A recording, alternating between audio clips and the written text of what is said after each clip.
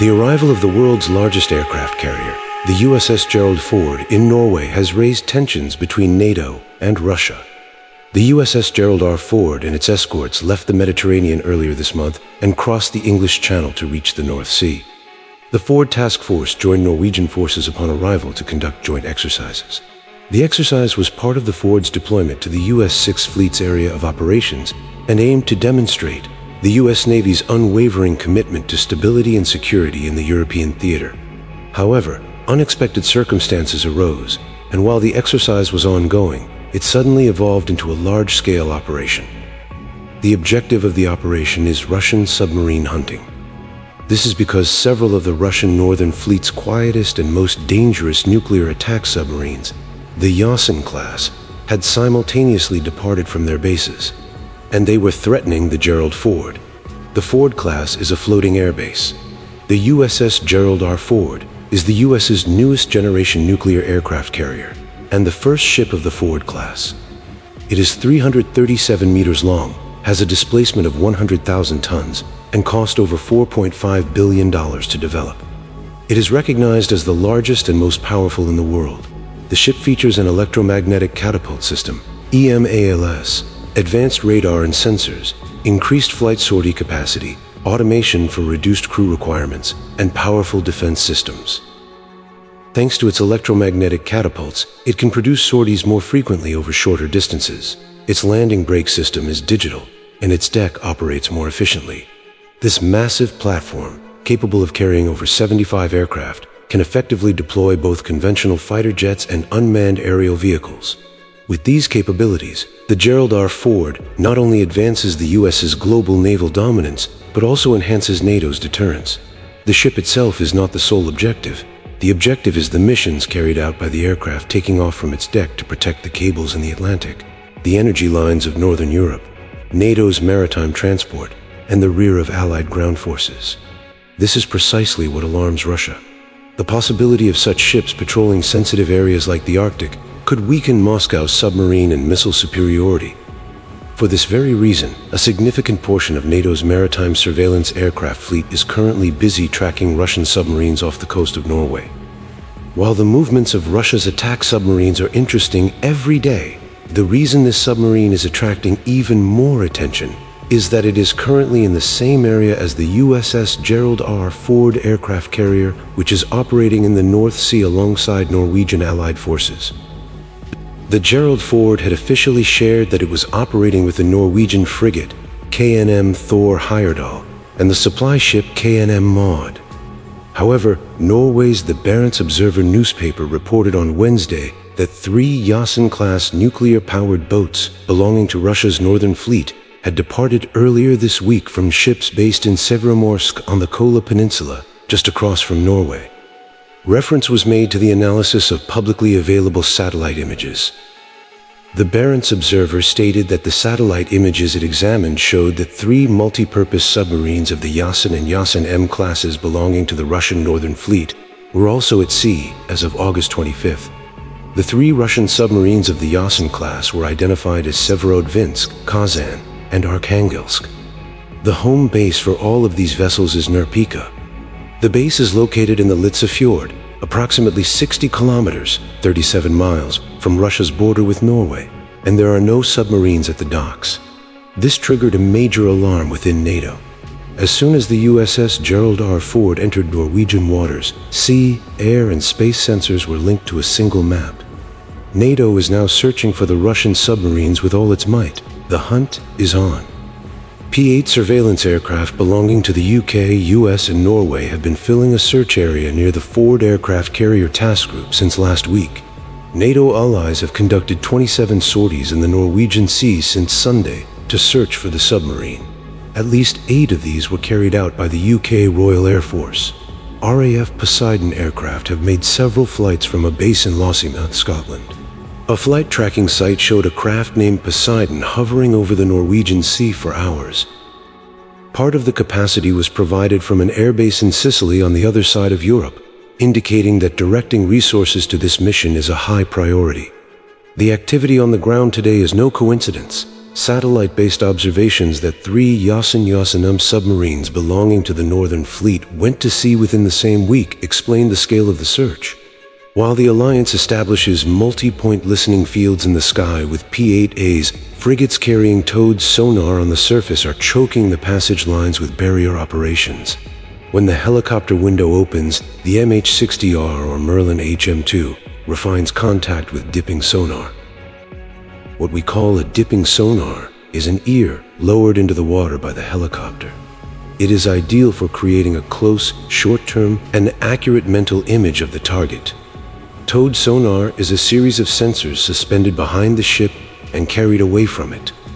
The sensors are pushed away so the ship does not hear its own noise. Below, an Allied attack submarine accompanying the CSG cuts off the approach direction from below.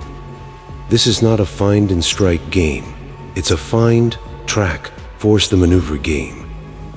The risk is not in the first ping, but in the patience of the pursuit. To put it simply, the aircraft paints the big picture. The ship listens deeply. The helicopter sharpens the photo, and the attack submarine closes the curtain. 4 pieces, 1 scene. A British defense source said the operation was highly unusual and not a drill. And several British sources described it as a show of force by NATO.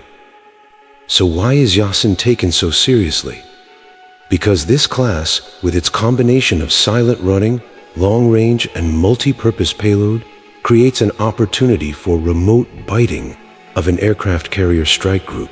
Another plain fact: the Russian Northern Fleet knows this area well and deserves to be taken seriously. The Yasin is a modern engineering product. It is not a force to be underestimated. Caliber and Onyx-class cruise missiles pose a risk to the outer perimeter of the CSG when equipped with the appropriate sensor chain. Therefore, the Yasin ranks high on NATO's list of most difficult Russian platforms to track.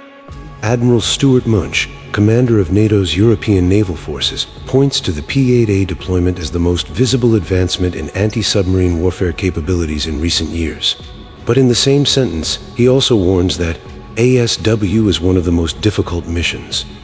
A strong network is no guarantee of success. It means constant contact and discipline.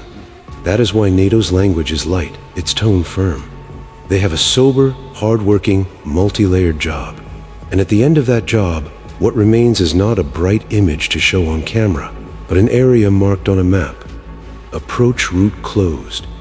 The UK Ministry of Defence, MOD, confirmed that the operation is ongoing, but did not provide further details. A Ministry of Defence spokesperson said, "The UK's P-8 Poseidon aircraft are constantly operating to protect national interests and ensure the security of the UK and our allies. We will not comment on operational details for security reasons." The successive flights of P-8A Poseidon aircraft in the sky are no coincidence. The Poseidon maritime patrol aircraft is specifically designed for anti-submarine warfare, surveillance, and search and rescue missions. These aircraft carry radar, but what they primarily use when searching for submarines are the small listening buoys they deploy into the water, sonobuoys. Each sonobuoy either pings at a specific frequency or passively listens to sounds underwater. This data is collected simultaneously on the aircraft and processed using multi-point listening algorithms. So you're looking at what a whole swarm of ears hears, not just one. If a Yasin slows down and lies at the right depth between temperature layers called thermoclines, a single sonobuoy might miss it. But dozens of sonobuoys deployed in a line with smart division of labor between them catch the small differences. That's where Poseidon's power lies. A sonobuoy is a small tube. It is thrown into the water.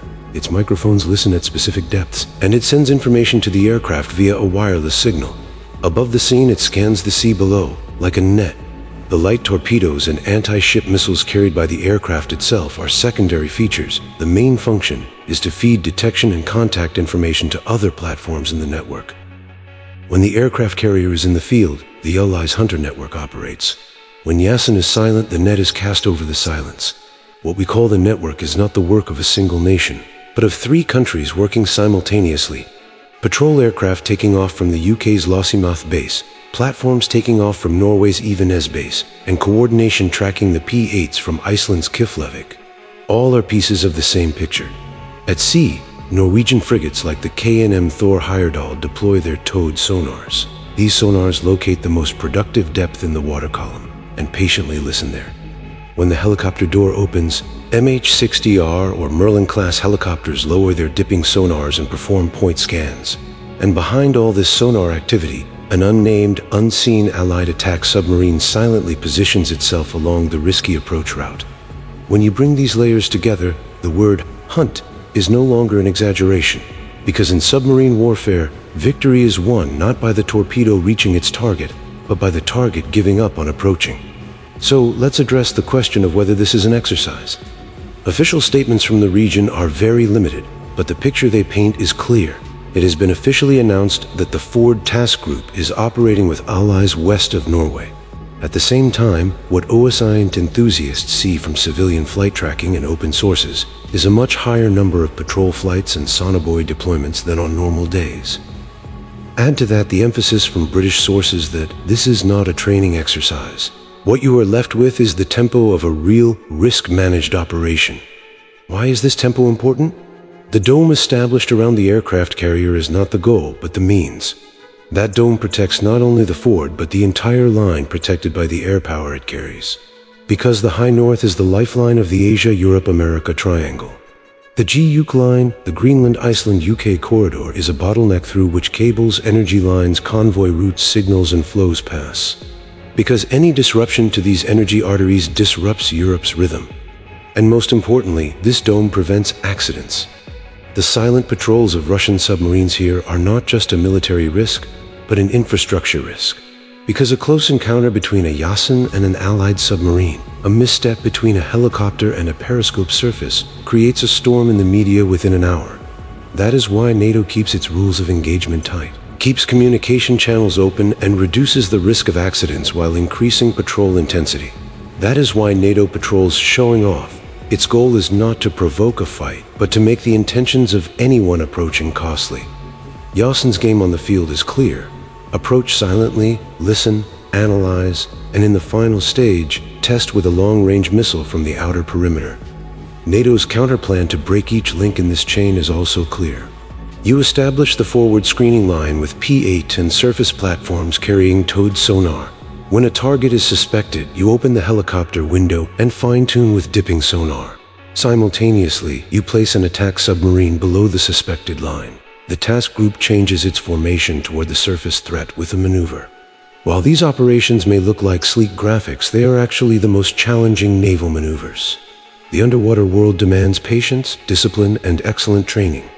That's why commanders say anti-submarine warfare is one of the most difficult missions, because sometimes your only evidence is a small deviation on a line.